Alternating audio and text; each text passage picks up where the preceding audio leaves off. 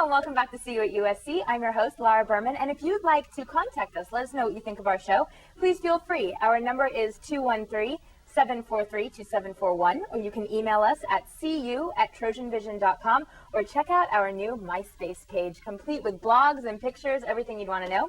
It's at myspace.com/CUATUSC. Now back to our show about intuitive eating, and I'm here with Haifa Moammar and Carol Kaprowski, two members of the Los Angeles Intuitive Eating Peer Group. And we just saw a clip with Elyse Resch, who co-wrote the book Intuitive Eating.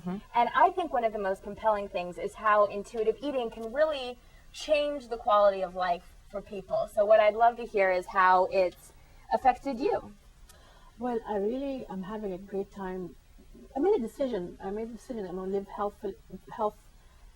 Is that the word? And not in a way like I'm gonna not eat certain foods. I'm exercising more, something I didn't think I'd ever do. Why do you think that is? Because you get stuck in losing weight.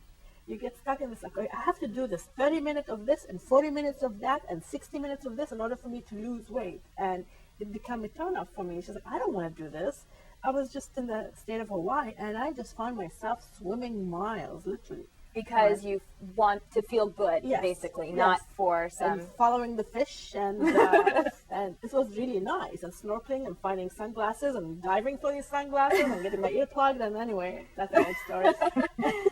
So it was really nice, and I came back, and I said, you know what, I'm going to do every day. I'm going to walk, I'm going to swim, I'm going to have a massage, I'm gonna go to the farmer's market and buy my fruits and vegetables because I love the taste of really food. And but the motivation is completely different. Yes, absolutely. And really being aware of what I buy, what I purchase, only organic and stuff like that. I mean, it's really important to make it's like you want to eat well. You really want to eat well. But it's coming from a place of abundance.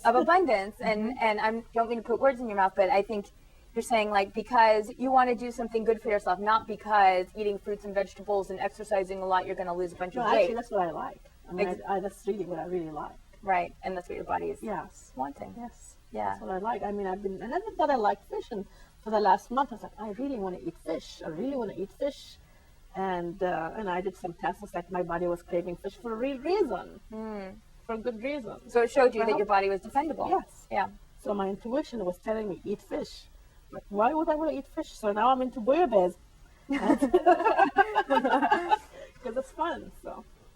How about you, Carol? I think the idea of just not being so preoccupied with food, what I'm going to eat, what I shouldn't eat, and it's been I've been doing this for about a little over 2 years, and it's not like you wake up one day, at least for me, that I wake up one day and then all of a sudden I can just eat intuitively. It's been a series of small changes, but I do keep a journal, and I've looked back to where I was 2 years ago, and it's like, I can see really significant changes in my thinking, and what it's done in the process too is in realizing how I use food many times as a coping mechanism, is having to come to terms with issues that I probably would have stuffed down with food, and learning different ways of dealing with those issues. And I think for people, especially like me, that eat for emotional reasons. Can you give an example? Like, I know we've talked about people pleasing, for example. Yes, and I know I'm very high on that social desirability scale. Yeah, I'm always like, well, what will somebody think? How am I supposed to behave? And I think initially there was a little bit of, like, forget you.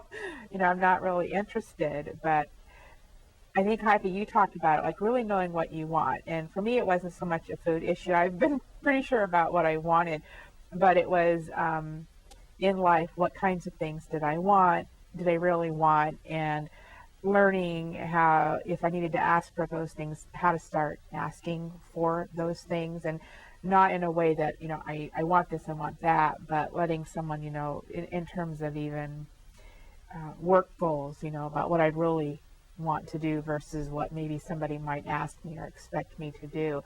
And so it's kind of putting me in a position where I have to deal with a lot of those issues, and it's a little uncomfortable at times, but I kind of feel like I'm finally growing up a little bit and not being like the little girl anymore.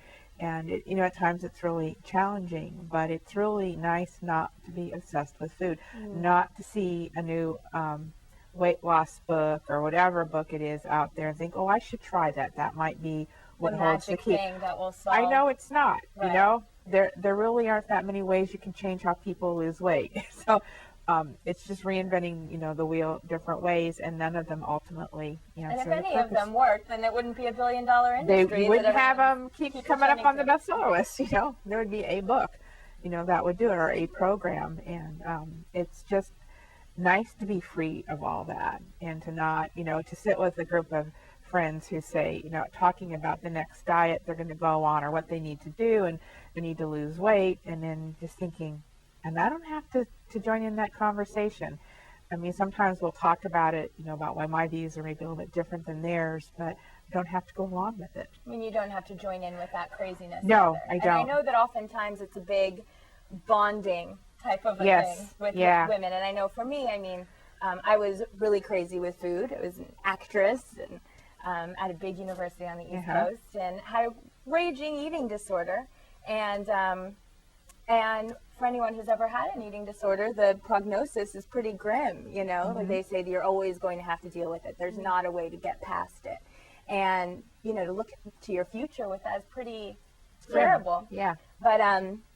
But with intuitive eating, I mean, I learned that that's not accurate. That's not No. true. No. And I see so many people, and it's so amazing, like to be as free as I am with food and eat birthday cake on my birthday without guilt and all Yes. of the other stuff.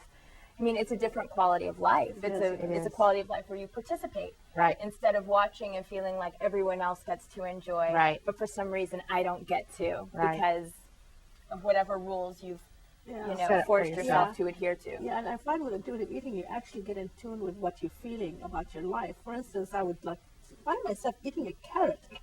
Like, why am I eating this carrot? I'm not even hungry. And I realize I'm angry. I'm angry about something, and I'm just crunching this carrot like nobody's business.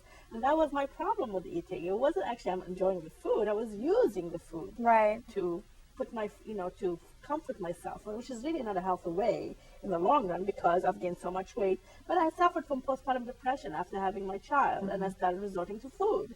And a lot Not of people knowing think, what was going on. and a lot of people say, oh, but it's just a carrot. So Yeah, it's a carrot. It's a healthy So it choice. doesn't You see matter, what I mean? The right. carrot is just as bad as a drug addict in the long run. Think about. It's the I'm not reason saying- why you're doing it. Yeah, the reason I Yeah. was using it. I was using Right. it to Just, the carrot's nothing. It's Yeah. why you're doing it. so Right. and, Yeah. and finally now I'm finding myself crying more Uh-huh. but expressing your feelings Yes. as opposed Yeah. to and not hurting myself and not being angry at everybody around me because I'm actually dealing with my emotions. Mm-hmm. And with intuitive eating, you actually find yourself seeking help in a healthy way. 'Cause Right. like, Yeah. I have these emotions I don't know what to deal with, right. and Well, ladies, I really Yeah. want to thank you for Thank you. sharing your stories with us. You're I think welcome. it's so important because it's no secret that the number of eating disorders are on the rise. Right.